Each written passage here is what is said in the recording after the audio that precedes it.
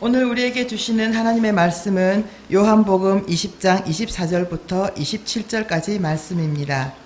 12제자 중에 하나로서 디두모라 불리는 도마는 예수께서 오셨을 때에 함께 있지 아니한지라. 다른 제자들이 그에게 이르되 우리가 주를 보았노라 하니, 도마가 이르되 내가 그의 손에 못자국을 보며 내 손가락을 그 못자국에 넣으며 내 손을 그 옆구리에 넣어보지 않고는 믿지 아니하겠노라 하니라.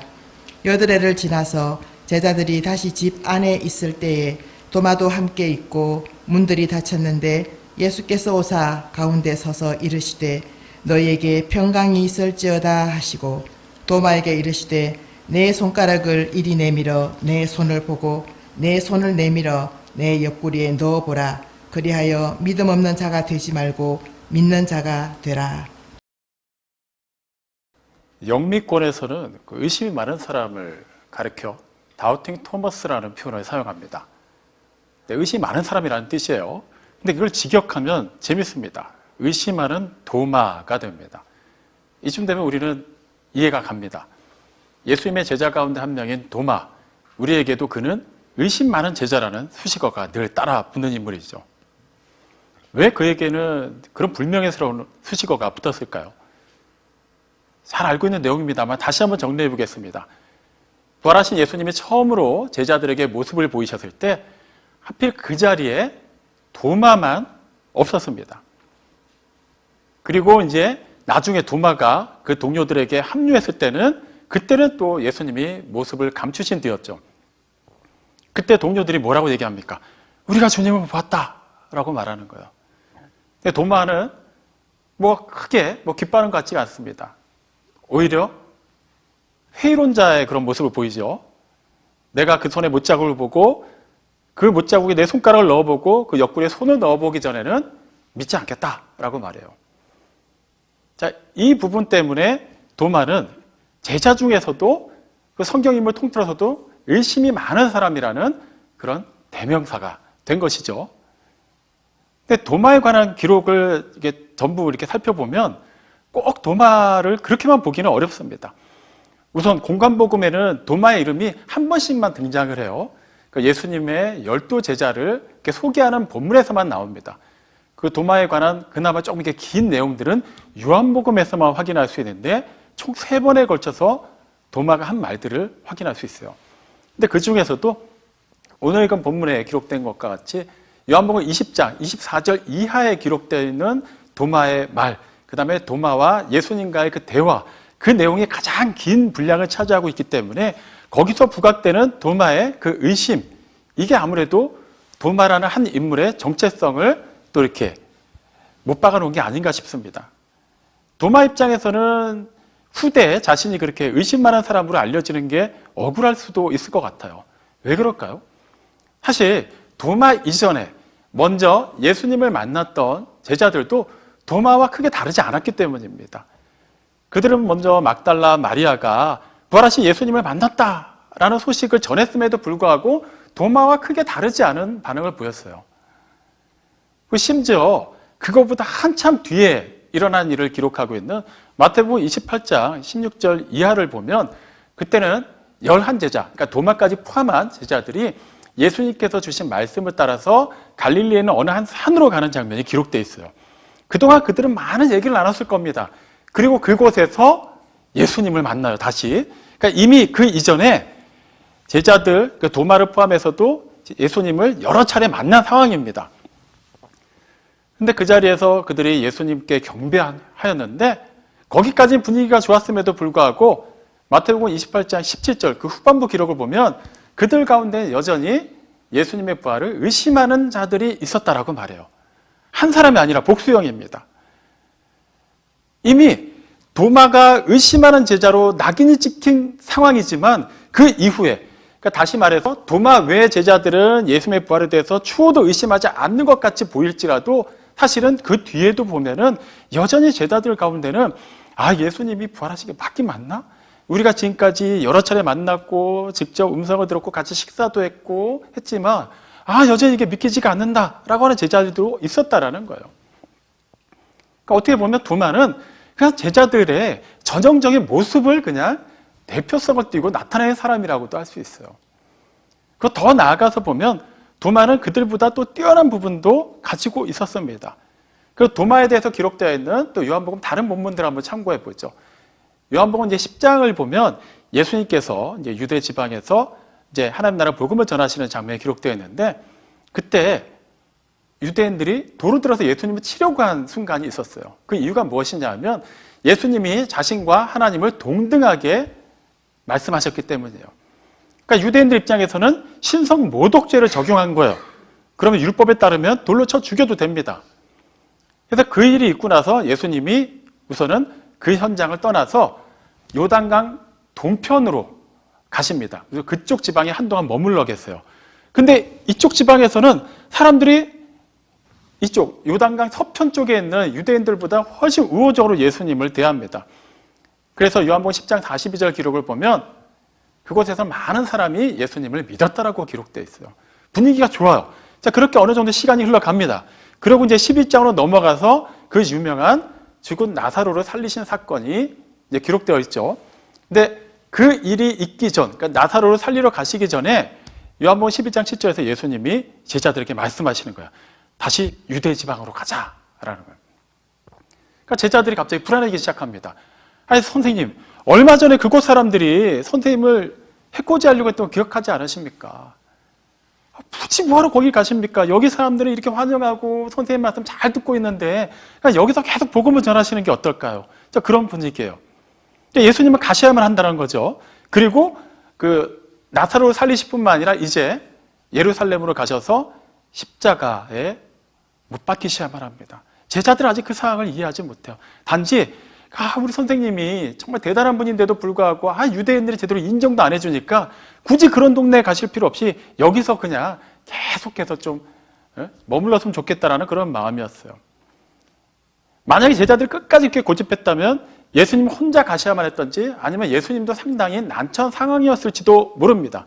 근데 결과적으로 예수님과 제자들이 다 베다니 지방으로 가죠. 어떻게 그 일이 가능했을까요? 그때 도마가 등장하기 때문이에요. 요한복음 11장 16절에 보면 굉장히 놀라운 말씀이 기록되어 있어요. 우리도 주와 함께 죽으러 가자. 도마가 한 말이에요. 지금 제자들이 원래 걱정했던 거는 가면 죽을지도 몰라요. 그런데 막 다들 이렇게 걱정하고 있는 도마가 얘기합니다. 그래? 스승님이 가신다라는데 같이 가자. 가서 스승님만 죽게 내버려 둘 수는 없다. 같이 죽자라는 거예요. 어떻게 보면 도마는 굉장히 용기 있는 제자입니다. 정말 주님을 사랑하는 충성스러운 제자임을 알 수가 있어요. 물론 그가 이제 장차 예수님이 그 베다니에서 나사로를 살리시고 그 이후에 예루살렘에 올라가셔서 고난받으시고 십자가에 달려 돌아가실 것을 완전하게 이해하고 염두에 두고 그 얘기를 한 건 아니에요. 하지만 그 순간 다른 제자들과 달리 예수님을 따르겠다라고 한 그의 그 충성심만큼은 분명히 높이 살만한 인물입니다. 그리고 또한 도마는 솔직한 사람이었어요. 예수님께서 이제 예루살렘에 입성하시고 난 뒤에 이제 고별 설교를 하시는 그 부분에서 제자들이 많이 낙심하는 장면을 우리는 이미 살펴봤죠. 근데 그때 여러 가지 말씀을 하시는데 요한복음 14장에 이르러서는 이제 하나님 아버지께로 가실 것을 말씀하십니다. 근데 제자들은 지금 예수님 말씀 잘 귀에 들어오지도 않아요. 잘 이해도 못하고 있습니다, 아직. 이제 그 상황에서 이제 멀리 가시는데 아버지께로 가신다라는 거예요. 그러면서 하시는 말씀이 너희도 그 길을 알고 있다라고 말씀하십니다. 그 길이 어떤 길인지 제자들이 알았을까요? 몰랐습니다. 사실 그들은 그 길이 아는지 모르는지 중요하지도 않았어요. 지금 잔뜩 상심에 빠져가지고 이거 어떡하나. 지금까지 예수님 따라서 잘 어떻게 왔고 이제 하루만 지나면은 예루살렘 모인 수많은 사람들 앞에서 왕의 되관식이 열릴 거라고 기대했는데 갑자기 떠나신다고 하니까 이게 웬 날벼락입니까? 그들은 그저 그냥 고개 푹 숙이고 있었을 거예요. 그러니까 지금 예수님이 말씀하신 그 아버지께로 가는 길이 뭔지도 몰라요. 그런데도 그냥 관심도 없고 그냥 아는 척하고 있는 겁니다. 근데 도마가 거기서 다시 한번 진가를 발휘하죠. 요한복음 14장 5절 말씀을 보면 선생님, 지금 선생님이 어디로 가시는지도 모르는데 그 길을 우리가 어떻게 알겠습니까? 라고 얘기해요. 그는 모르는 거를 모른다고 솔직하게 인정합니다. 궁금한 거를 그대로 여쭤보는 그런 타입이었어요. 만약에 도마가 그때 그 질문을 하지 않았더라면, 다른 제자들과 마찬가지로 그냥 낙심한 상태로 그냥 고개 숙이고 예수님의 말씀을 그냥 묵묵히 듣고만 있었다면 어쩌면 우리에게 요한복음 14장 6절 말씀은 알려지지 않았을지도 몰라요. 그 말씀이 무엇입니까? 내가 곧 길이요 진리요 생명이니 나로 말미암지 않고는 아버지께로 올 자가 없느니라. 도마의 질문이 있었기 때문에, 그가 모르는 걸 모른다고 솔직하게 인정했기 때문에 예수님께서 그 놀라운 말씀, 그나마 도마가 생각한 거는 그 아버지께로 간다? 어디로 가신다는 거죠? 저쪽입니까? 이쪽입니까? 방향이라도 알려주셔야 우리가 그 길을 알 텐데, 정말 무지한 상태를 그대로 노출합니다. 하지만 그걸 예수님이 모르실 리가 없잖아요. 꾸짖지 않았어요. 그리고 그들이 진정으로 알아야 되는 거, 그리고 세세토록 모든 그리스도인들이 확실하게 알아야 되는 말씀을 그때 선포하신 것이죠. 자, 이런 전체적인 맥락에서 보면 도마는 그렇게 꼭 의심이 많은 사람, 냉소적이고 회의론자라고만 볼 수는 없는 인물이라는 거죠. 굉장히 입체적인 인물입니다. 이런 도마의 기질을 또 이렇게 반영해 보면 왜 처음에 제자들이 모인 곳에 도마만 없었는지도 어느 정도는 유추할 수 있어요. 자, 그는 예수님과 함께 죽으러 가자라고 말했던 제자예요. 물론 그 이후에 베드로도 또 이렇게 비슷한 맥락에 말을 했죠. 근데 베드로는 그나마 예수님이 붙잡히시는 현장까지는 따라갔어요. 물론 그곳에서 예수님을 3번이나 부인하고 그 자리를 피해야만 했지만 그래도 베드로는 거기까지는 갑니다. 그리고 요한은 심지어 예수님이 십자가에 달려 돌아가시는 그 현장에까지 갔죠. 반면에 우리도 주님과 함께 죽으러 가자라고 자기 동료들을 이렇게 독려했던 도마는 어땠습니까? 예수님이 붙잡히실 때 그냥 도망갔어요. 다른 제자들 다 도망가지 않았나라고 말할 수 있지만 도마 입장은 좀 달랐을 거예요. 저도 그는 자기 입으로 주님과 함께 죽자라고 말했던 사람이거든요. 그런데 도망갔습니다. 그리고 예수님이 십자가에 달려 돌아가셨다는 소식이 예루살렘 내에 파다하게 퍼질 때 당연히 그도 그 사실을 잘 알고 있었을 거예요. 그가 왜 예수님의 손에 난 못자고 옆구리에 난 그 상처에 손을 넣겠다라는 것을 언급했을까요? 그 소식도 다 들은 거예요. 예수님이 어떻게 십자가에 달려 돌아가셨고 최후에 어떤 일이 일어났는지까지 다 알고 있었습니다. 그럼 그 기간 동안 예수님이 부활하실 때까지 도마는 어떤 심정이었을까요? 굉장히 참담했겠죠. 물론 다른 제자들도 마찬가지입니다. 근데 도마는 좀 더 유별났을 것 같아요. 베드로도 마찬가지고요.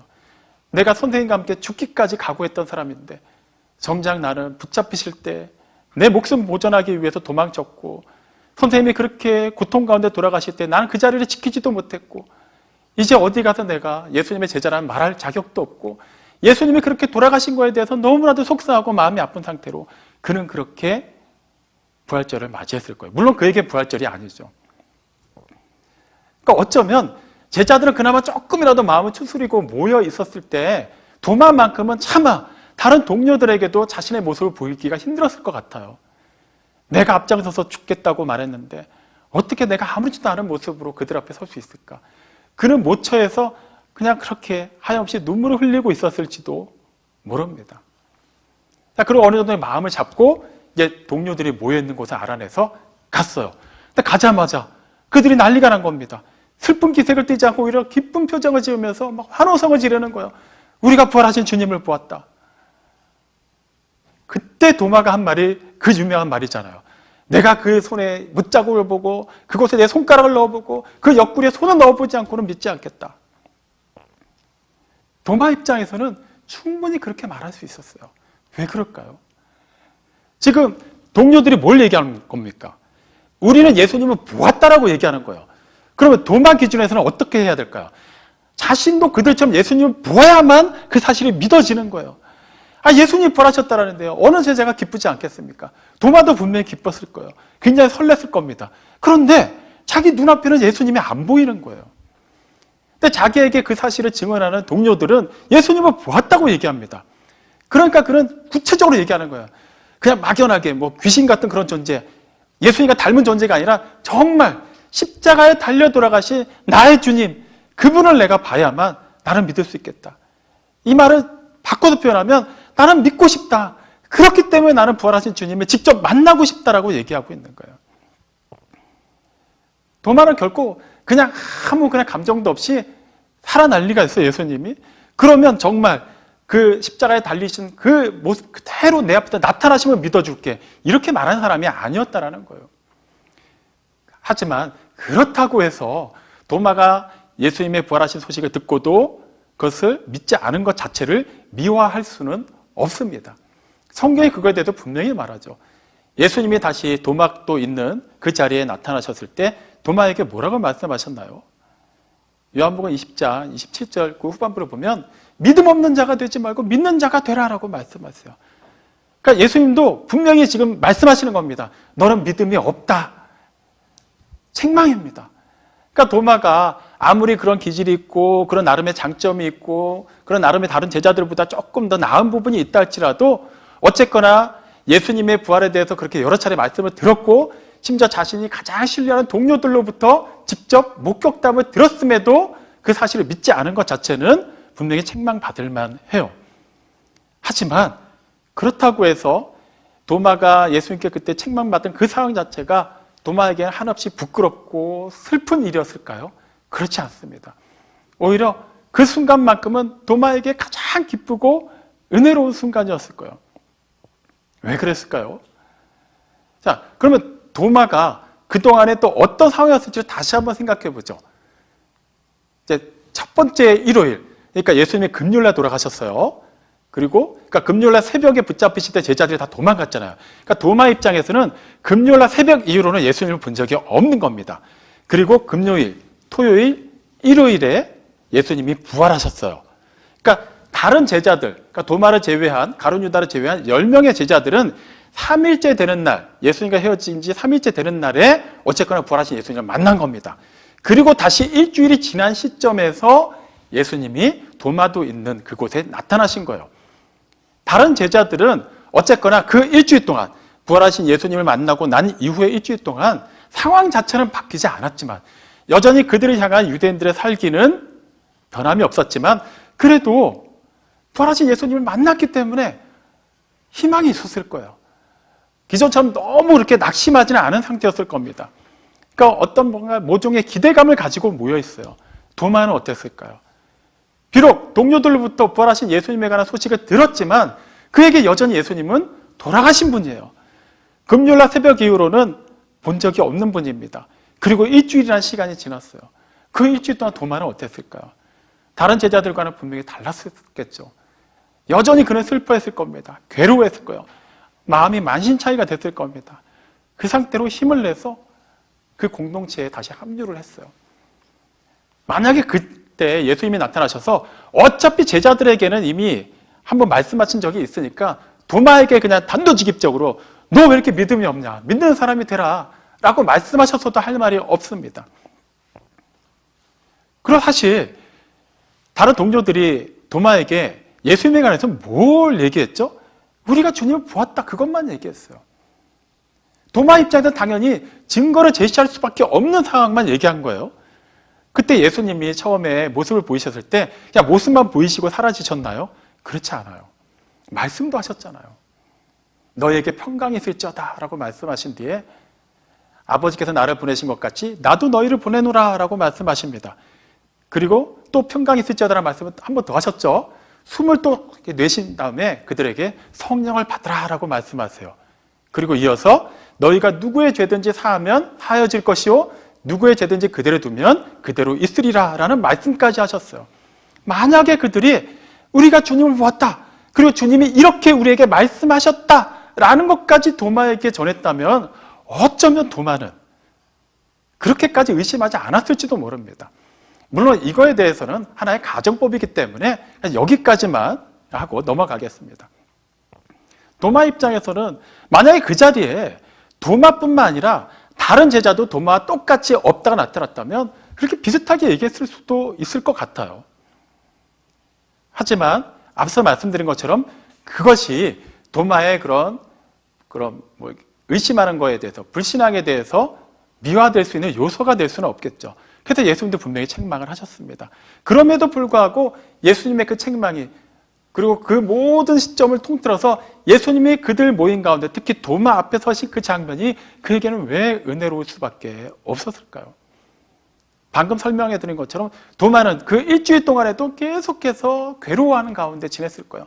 밤잠도 제대로 자지 못했을 겁니다. 심신이 많이 지친 상태로 그 자리에 와 있어요. 그때 예수님이 뭐라고 말씀하십니까? 너에게 평강이 있을지어다. 너희라고 표현하세요. 도마도 포함되어 있는 거예요. 도마 빼고 일단 나머지는 평강이 있을지어다. 그리고 너 이리 와. 혼 좀 나야 돼. 이렇게 말씀하시지 않았어요. 도마도 포함해서 너에게 평강이 있을지어다라고 말씀하십니다. 그리고 도마에게만 직접 말씀하세요. 부활하신 후에 예수님이 한 제자에게만 그렇게 직접 말씀하신 경우는 여기가 유일합니다. 도마에게만 말씀하신 거예요. 그거 봐라. 내 손에 난 못자국을 보고 여기 한번 손가락 넣어보고 내 옆구리 한번 손을 넣어봐라. 그 다음에 하신 말씀이 믿음 없는 자가 되지 말고 믿는 자가 되라라고 말씀하셨어요. 그냥 이 전체적인 그 맥락을 보면 야, 너 어떻게 그렇게까지 세세하게 따져가면서 나를 안 믿으려고 작정을 했냐? 즉 그걸 말씀하시는 게 아니잖아요. 도마가 제자들에게, 동료들에게 그런 의심 가득한 말을 했을 때 그 자리에 예수님이 계셨나요? 안 계셨습니다. 그럼에도 불구하고 예수님은 도마가 한 말을 정확하게 다시 인용하시면서 도마의 의심을 완전히 지우십니다. 무슨 의미일까요? 도마 눈에는 예수님이 안 보였지만 예수님께는 도마가 절대 사라지지 않았다는 거예요. 여전히 의심 가운데 있었고 여전히 그 참담한 심정 가운데 있었고 상처투성인 상태로 그렇게 슬퍼하고 있는 제자를 예수님은 외면하지 않으셨다는 거예요. 그렇기 때문에 예수님께서는 분명히 책망하셨음에도 불구하고 이것은 단지 책망을 위한 책망이 아니라 사랑하는 제자에게 주신 교훈의 말씀이었다는 것을 우리는 알 수 있는 것이죠. 사실 도마의 이런 모습을 보면 도마에게서는 좀 많은 게 좀 느껴집니다. 아, 도마는 좀 의심이 많았구나. 나름 충성심이 있었구나. 솔직한 사람이었구나. 이것만이 아니죠. 뭐가 보이시지 않나요? 도마에게서는 우리의 모습이 너무나도 자세히 드러납니다. 우리는 어떻습니까? 먼저 도마랑 우리 한번 간단하게 비교해 보죠. 만약에 하나님의 말씀을 듣고도 하나님을 의심한 거에 대해서 과연 우리가 도마보다는 낫다라고 자신 있게 말할 수 있을까요? 헌신도만 놓고 봤을 때 그래도 내가 뭐 베드로 요한만큼 아니지만 도마보다는 나을 것 같다. 우리 중에 그렇게 말할 수 있는 사람이 있을까요? 없습니다. 그는 분명히 위대한 사도였어요. 그럼에도 불구하고 그런 약점이 있었습니다. 그가 약점이 있음에도 불구하고 하나님은 그를 포기하지 않으셨다는 거예요. 그럼 다시 수평적인 기준으로 한번 비교를 해보죠. 우리도 그동안 기도하면서 찬양하면서 주님 사랑한다는 고백을 얼마나 많이 했습니까? 그런데 그렇게 고백한 것만큼 어떻게 보면 그 이상으로 얼마나 많이 우리는 그 사랑을 깨트렸습니까? 정말 주님을 사랑하는 자답게 살기보다는 전혀 주님을 사랑하지 않는 사람, 아예 주님을 모르는 사람처럼 살았던 날들이 더 많지 않았나요? 그리고 도마가 그랬던 것처럼, 제자들이 그랬던 것처럼 신앙생활을 하기는 하되 사실은 잘 모르면서 그냥 아는 척하고 무조건 아멘하고 넘어간 적도 많지 않았습니까? 나름 충성심이 있었어요. 내가 주님을 위해서는 내가 모든 것을 다 할 수 있다. 뭔가 특별한 날, 왜 그런 날 있지 않나요? 오늘 예배는 유난히 은혜가 돼요. 어떤 집회 갔더니 정말 그때는 뭔가 뜨거움이 오는 거예요.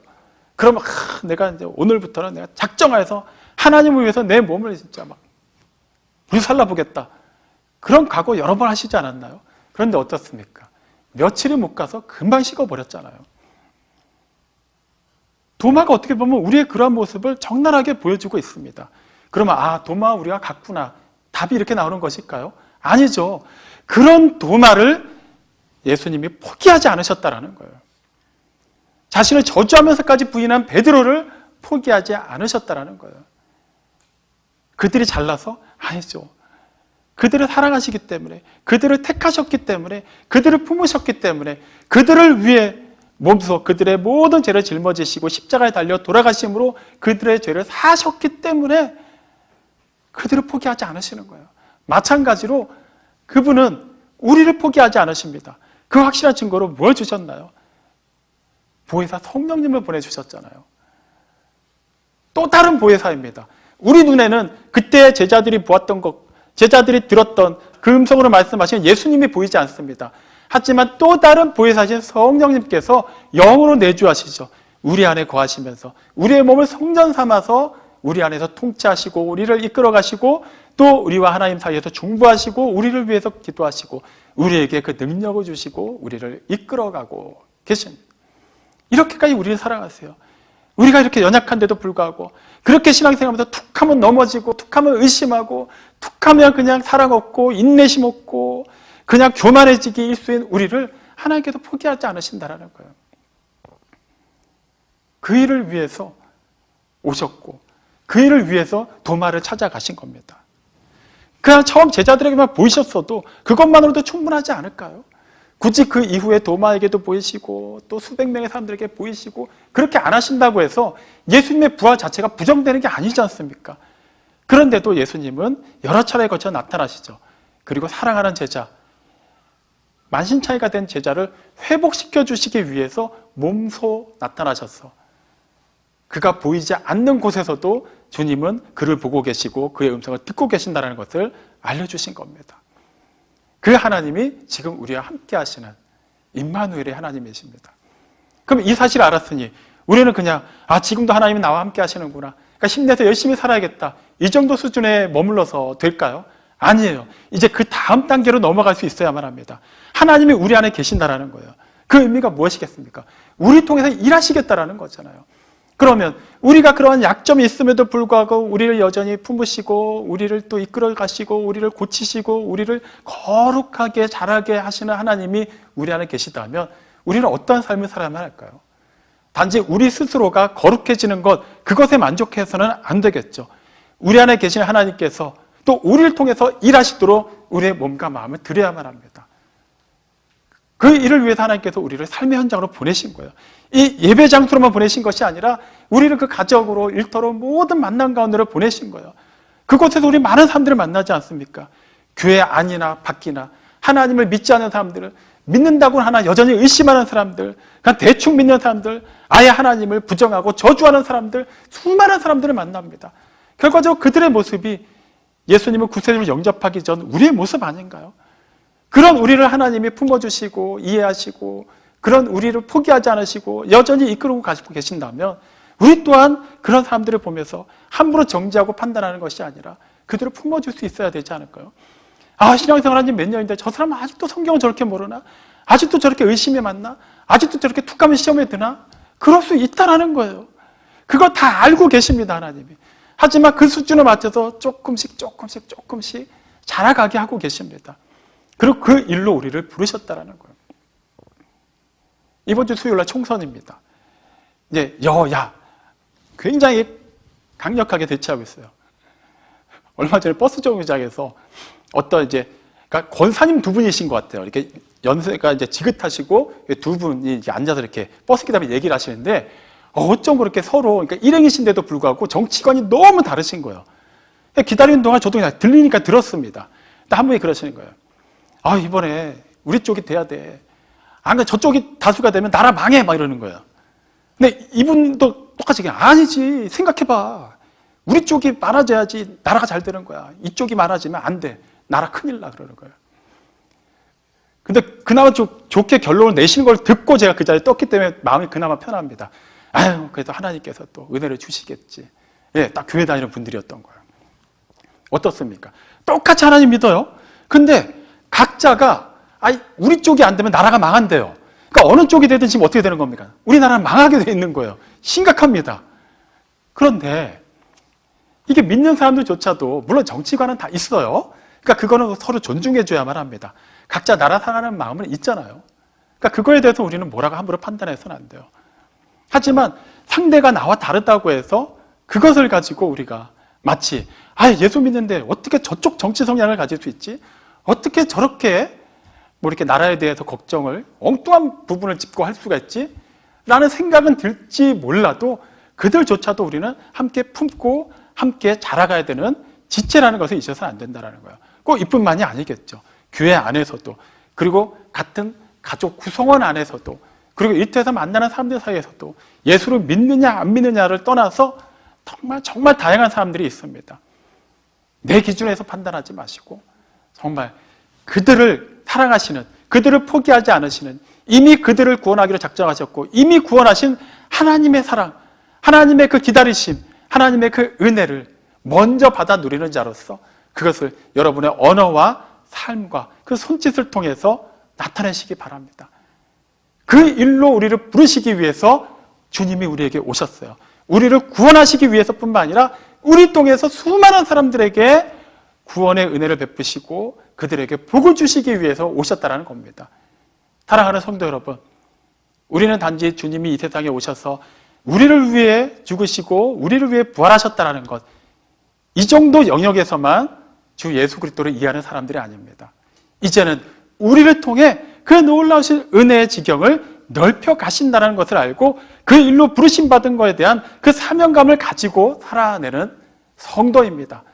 그 성도의 정체성에 맞게 그 사명감을 확실히 마음에 되새기며 주어진 삶을 살아내시기 바랍니다. 그렇게 우리가 각자의 삶의 처소에서 보냄받은 곳에서 하나님의 사랑과 은혜와 인내를 나타내고 실천할 때 우리를 통해 하나님의 나라가 아름답게 확장해 나갈 것입니다. 아멘.